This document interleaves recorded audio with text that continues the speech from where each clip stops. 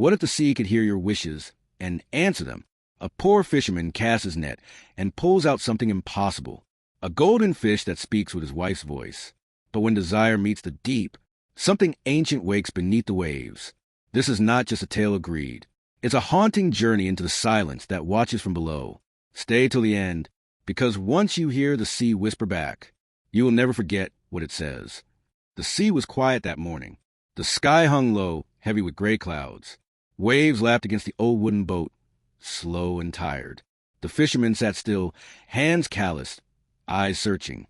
His net lay coiled at his feet, damp and smelling of salt. He had caught nothing, not a single silver glint. His stomach groaned, but he ignored it. The air felt colder than it should. He tugged his coat tighter. Then, something moved beneath the surface. Not fast, just a ripple. He leaned over the edge, squinting.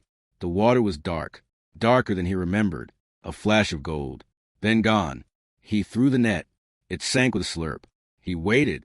Wind tugged at his hat. Something pulled. Hard. He gripped the net. It pulled again, stronger. Too strong. He braced his feet, heart pounding. The boat rocked.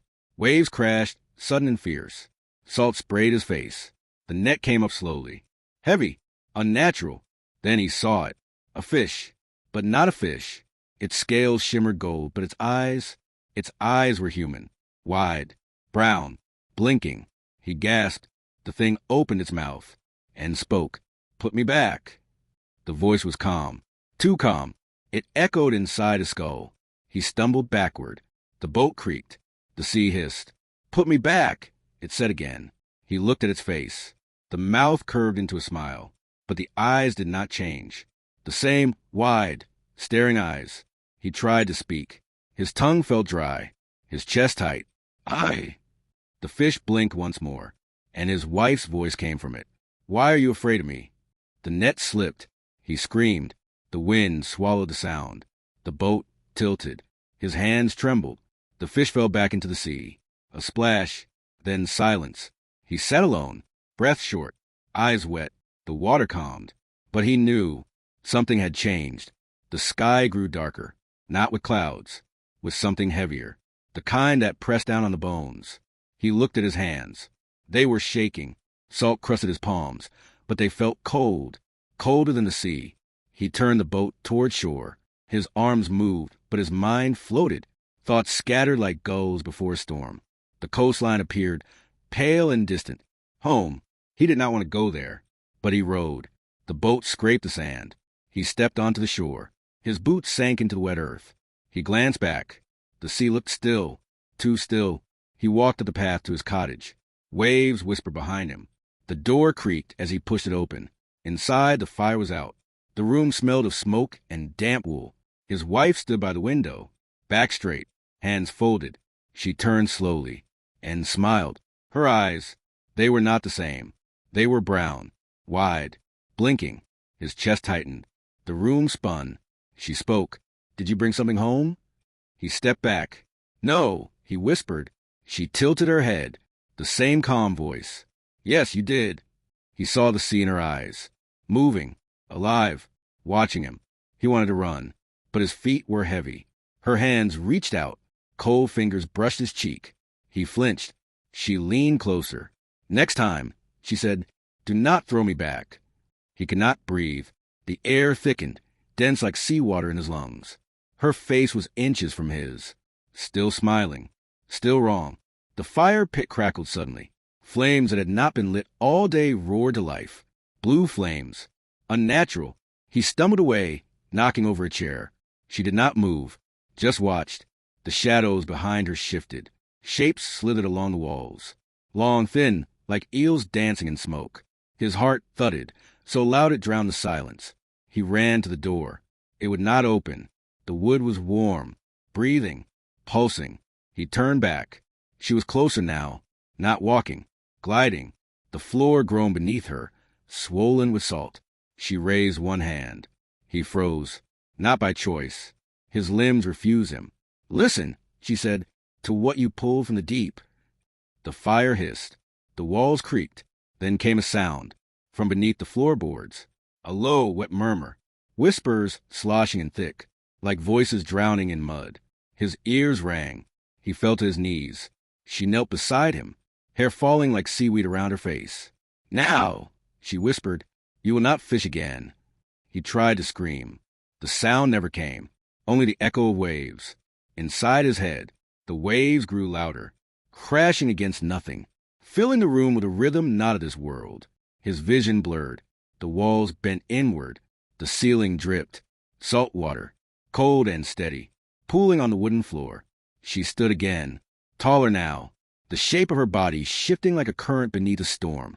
Her eyes no longer blinked, just stared, unbroken, unblinking, unhuman. "Do you remember what you asked for?" she said. He shook his head, or tried to. His neck refused him. "You wanted more," she said. "Always more." The room began to tilt. The windows blackened, not with night, with depth, endless and cold. She stepped backward into the darkness, her form melting into it like ink and water. The fire died. The whispers rose. His body lifted from the floor, not by hands, by the sea that should not be there. It flooded the cottage, flooded his throat, his thoughts, his past. He saw himself as a child, on the shore, hooking minnows with a proud smile. He saw his wife, before the voice, before the change. Then he saw nothing, only water, only dark, only eyes, watching, waiting, and the sound of something ancient rising beneath him. It rose slowly, heavy, endless, a weight pressing from below, from within. The water was not water anymore. It clung like skin. It whispered like memory. It pulled. He tried to scream again. Bubbles fled his mouth. No sound followed. The eyes surrounded him. Dozens, hundreds, brown, unblinking, all hers, all his. Every gaze held a piece of him, a regret, a choice, a wish. They circled, tightening. The sea squeezed. His chest burned. His mind frayed. A voice filled the depths. Not hers, not his. Something older. You took what was not yours. You begged for more. You fed on the silence below. You will feed it now. Hands reached from the dark, soft, wet, endless. They touched his face, his heart, his memory. Each touch erased something, a name, a moment, a feeling, until he was hollow, until the fisherman was no longer a man, just a vessel, floating in the deep, eyes open, mouth shut, waiting for the next wish. The deep held him, cradled him like a mother would a child. But it was not love. It was hunger, endless and quiet. The sea above closed, sealed without ripple, without trace. The cottage stood still on the cliff, empty, but not silent. Its walls wept. Its windows stared. Salt crusted the doorframe. Footsteps never echoed there again. Villagers passed by, eyes averted. They spoke less each year. The tale grew softer, then vanished. But sometimes when the tide dragged low, when the fog rolled thick across the fields, a net would appear on the sand, tangled, wet, and golden. Beside it, a trail of footprints, leading to the water, but never returning. And in the wind, faint and cold, a whisper, "Do not throw me back." The whisper lingered. It curled through reeds, slipped under doors, stirred dreams. Children woke crying, clutching their chests. Mothers hushed them, but their own eyes stayed wide. Fathers stared long at the sea and said nothing. Boats vanished sometimes, not during storms, not during wind, just vanished, under clear skies, with nets half-cast, and decks still warm. Those left behind said prayers, but none dared speak the name. Not his, not hers, not the thing she had become. And in the deepest part of night, when the moon hung low and pale, a shadow walked ashore, tall, still, hair dripping with brine, eyes that gleamed like coins in the dark. And sometimes, if you stood too near the edge, if your heart held even a drop of want, the sea would speak to you, and offer, and wait, because the fisherman was still there, somewhere beneath, listening, watching, wishing. He had no voice now, only silence, thick, heavy, carried by the current, like a secret too deep to surface. But his eyes, they still opened. They still saw. Above him, the world shifted. Light bent in strange ways. Time forgot its name. He floated among old things, sunken ships, broken altars, bones wrapped in barnacles, all whispering, all remembering, every soul that had wished, every voice that had begged, each one taken by the same soft promise. And now he waited with them, for footsteps, for nets, for voices trembling with hunger. He had become part of the tide, not a man, not a spirit, an echo, a warning. Each wave that touched the shore carried him. Each dream that tasted of salt bore his name. And still the sea listened, patient, unforgiving, always ready to answer the next call. It always began the same way. A whisper beneath calm waters, a shimmer just out of sight, a glint of gold in the foam, and a longing in the heart. That was the key. Not the net, not the hook, but the wanting, the ache for something more. It opened the door. Let the deep rise. Let him hear. Let her return. The fisherman had no shape now, no breath, no heartbeat, only pull, a quiet tug in the soul of the greedy, the desperate, the lonely. He could feel them, on boats, on docks, lying awake beside restless lovers. Their thoughts were ripples, their sighs small splashes. He followed them, waited, and when they came to the water, when they leaned just a little too far, when they whispered their wish, the sea smiled, and he reached up, slow, gentle, like a promise, and took them. He took them without struggle, without sound, just a touch on the ankle, a coolness on the neck, a sudden stillness in the air, then gone, swallowed whole by the quiet. The world above would search.